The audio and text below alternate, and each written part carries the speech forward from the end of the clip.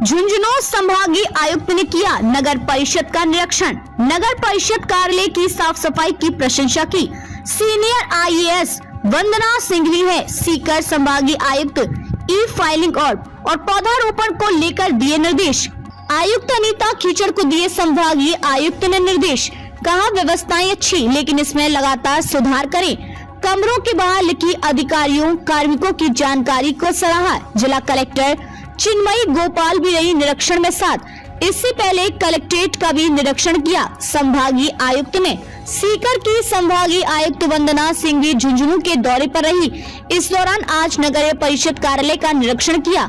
यहाँ पर उन्होंने साफ सफाई और सभी कमरों के बाहर संबंधित अधिकारियों कर्मचारियों के साथ साथ होने वाले कार्यों की जानकारी देखकर आयुक्त अनीता खीचड़ की सराहना की और कहा कि सभी कार्यालयों में इस तरह की जानकारी होनी चाहिए ताकि आने वाले लोगों को इधर उधर न भटकना पड़े। इस मौके पर उन्होंने जन्म मृत्यु प्रमाण पत्र के काउंटर के बाहर लगी भीड़ को देखते हुए आयुक्त अनीता खीचड़ से कहा कि इसके लिए काउंटरों की संख्या बढ़ाई जाए, किसी भी व्यक्ति को इंतजार न करना पड़े, यह सुनिश्चित हो। साथ ही ई फाइलिंग पर जोर दिया। उन्होंने इस मौके पर पट्टों को लेकर जानकारी ली और कहा कि अधिक से अधिक पट्टों का आवंटन कम से कम समय में किया जाए। इस मौके पर जिला कलेक्टर चिन्मयी गोपाल तथा अतिरिक्त संभागीय आयुक्त पुरुषोत्तम शर्मा समेत अन्य अधिकारी मौजूद थे। इससे पहले संभागीय आयुक्त वंदना सिंघवी ने कलेक्ट्रेट का दौरा किया और व्यवस्थाएं देखी।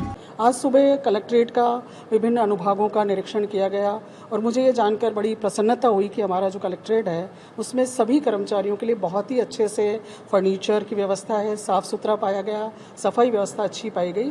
फिर भी हम उसको और कैसे बेहतर बना सकते हैं उसके लिए जिला कलेक्टर जो आपके झुंझुनू की है वो पूरी तरह से सक्रिय है और आगे भी वो अच्छे से काम करके और इसको बहुत सुंदर बना देगी। इसी प्रकार से अभी आपके समक्ष नगर परिषद का निरीक्षण किया गया और अच्छा लगा मुझे। नगर परिषद भी काफ़ी साफ सुथरी लगी, सभी कर्मचारी अपनी जगह पर है और उनको अपने काम के बारे में पता है, कितनी टाइमलाइन में काम में निपटाना है उसके बारे में उन सबको जानकारी और निर्देश दिए गए कि इसको भी बहुत अच्छा परिसर बनाया जाए, साफ सुथरा बनाया जाए, जनता का मित्रवत व्यवहार यहाँ पर किया जाए और उनके कार्यों को जो टाइमलाइन राज्य सरकार द्वारा या विभाग द्वारा तय की गई है उस टाइमलाइन में कार्य का निष्पादन करें। जैसे नीचे जन्म मृत्यु और विवाह पंजीयन के लिए थोड़ी लाइन लंबी थी तो उसके लिए मैंने ईओ को बोला है कि वो 1-2 काउंटर्स और लगाएं ताकि लोगों को ज़्यादा उसके लिए वेट नहीं करना पड़े।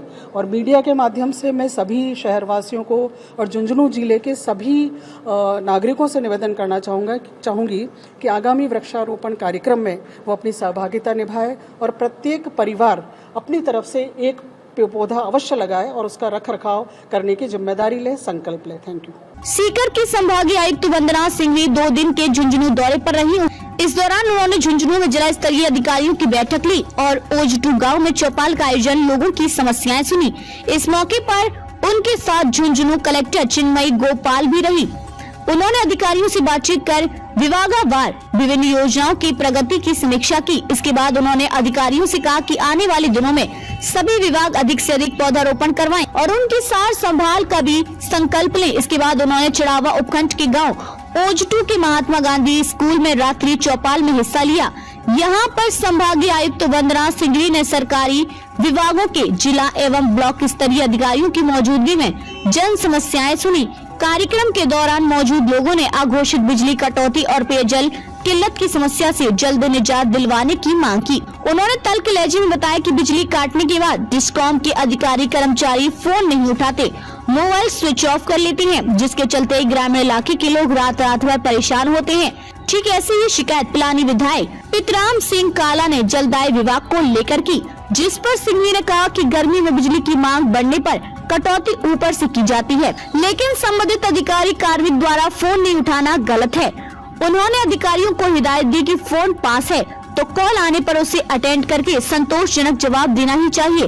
बिजली की समस्या को लेकर डिस्कॉम एसई महेश कुमार टिबड़ा ने स्पष्ट किया कि रूरल फीडर से जुड़े ग्रामीण क्षेत्र को जल्द 24 घंटे 3 फेज बिजली सप्लाई मिलेगी। रात्रि चौपाल में विभिन्न समस्याओं के 64 प्रकरण दर्ज किए गए। संभागीय आयुक्त ने समय पर प्रकरणों का निस्तारण करने के निर्देश दिए। कल जो मीटिंग हुई थी डीओलोस की, उसमें सबसे पहले तो जो मुख्यमंत्री वृक्षारोपण महाअभियान जो उसकी कार्यवाही जो करनी है शुरू, उसकी कार्य योजना के बारे में और उसको किस प्रकार से सही तरीके से फील्ड में लागू किया जाए, इसके लिए सभी अधिकारियों को निर्देशित किया और विशेष तौर से इस बात पे जोर दिया गया है कि पौधा लगाया जाए और उसको रख रखाव के लिए भी पूरी जिम्मेदारी ली जाए, ताकि आने वाले 4-5 सालों में जो आज पौधा लगेगा वो अच्छे वृक्षों के रूप में परिणित हो सके। दूसरा, कार्यालयों में विभिन्न विभागों की जो महत्वपूर्ण परियोजनाएं अभी चल रही है, जो बड़े कार्य चल रहे हैं, महत्वपूर्ण प्रोजेक्ट चल रहे हैं, उसकी भी एक एक विभाग की गहन समीक्षा की गई और उसको टाइमलाइन में पूरा करने और साथ ही उसकी क्वालिटी इंश्योर करने के लिए उन सभी को निर्देशित किया गया।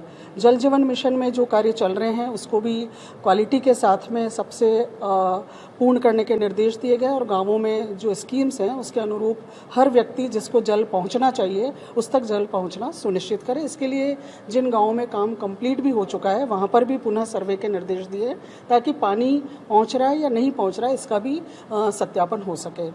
उसके अलावा भी सारे जो टॉपिक्स हैं, ई फाइल के बारे में, ऑफिसों की कार्य साफ सफाई के बारे में और कुछ स्कूल्स को, कुछ आंगनवाड़ियों को मॉडल के रूप में तैयार करने के लिए भी निर्देश दिए, ताकि एक अच्छा वातावरण हम गाँवों में, स्कूलों में पैदा कर सकें, जिससे कि अधिकतर बच्चे हमारे स्कूलों में, गवर्नमेंट स्कूल में एडमिशन लेने के लिए आए और उनको अच्छा शैक्षिक वातावरण उपलब्ध हो सके।